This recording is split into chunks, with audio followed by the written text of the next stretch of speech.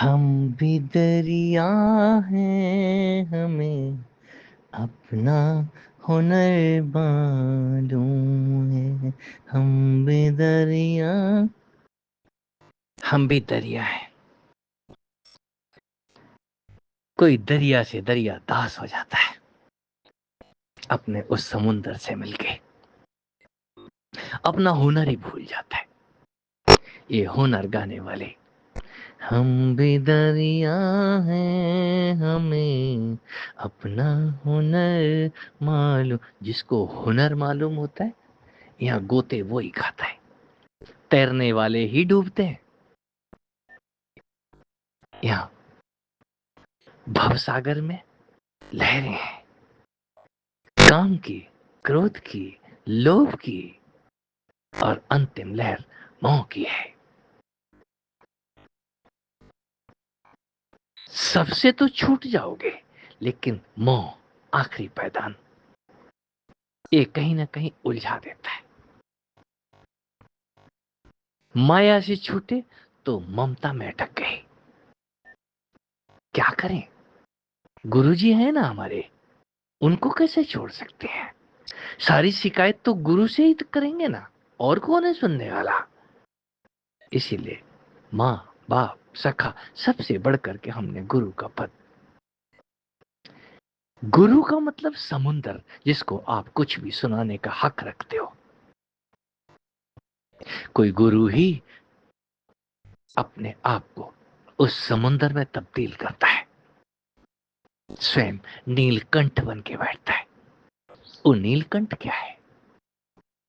काम, क्रोध, लोभ और मोह की जो असीम ऊर्जा है, उसको गले से ऊपर नहीं उठने देता। यदि वो भी विष फेंकने लग गया, ये समुंदर भी अगर विष उगलने लग जाए, फिर तो बड़ा मुश्किल है।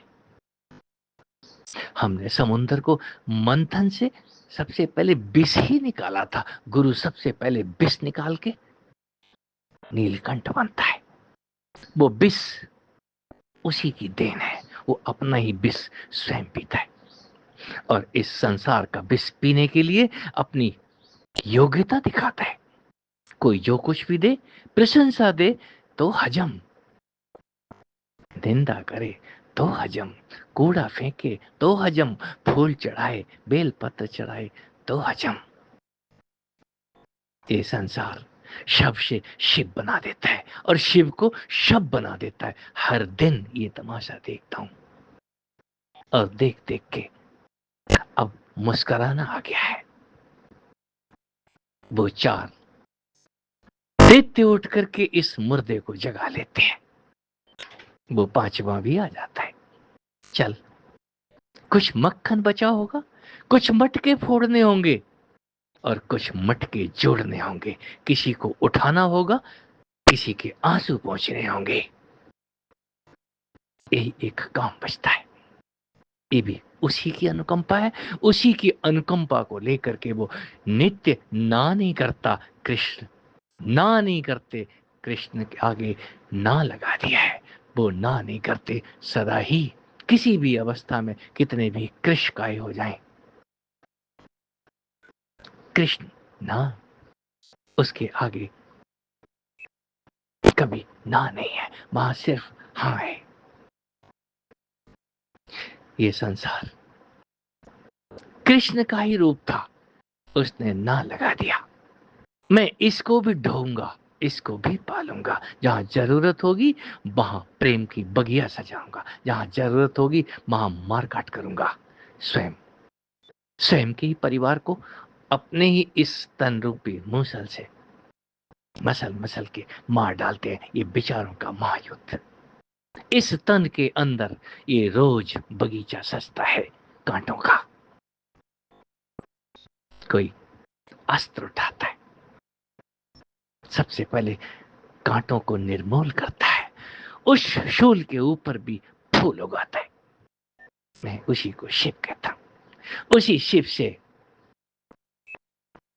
उसी सदाशिव से ये ब्रह्मा, ये विष्णु, ये महेश, ये काली, ये क्या गौरी और क्या लक्ष्मी, क्या अनंत अनंत अनंत रूप है, क्या तंत्र और क्या योग उस शिव के ऊपर खड़ा है।